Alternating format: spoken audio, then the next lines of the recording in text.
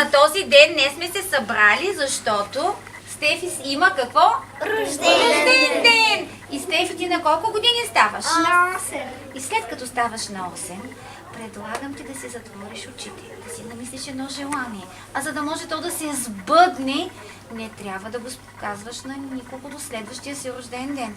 А ние ще сложим малко магия, да го подсилим, да се сбъдне по-бързо, като броим до 8. Готови ли сме? Да. 1, 2, 3, 4, 5, 6, 7, 8! Браво! Честит рожден ден! Да си Жива и сте заспали! Я хубаво и бодро, да си жива и здрава! Кой си здрава? Да слуша много кого? Цялото семейство. Кой иска сега да направи индивидуално пожелание? Който се дигне ръката, Айде де! Най-големият приятел. Кой? Да, айди първо ти. Айде, че си винаги от много отговорен и изпълнителен. да си жива и здрава, да слушаш мамите. Какво да има в училище? Шестица. Много шестица. Тя сигурно си ги има и без това. Айде следващия. Да имаш за честит рожден ден, да си жива и здрава, да слушаш много мамета, да имаш много щастица и да се случи всичко най-добро. Благодаря.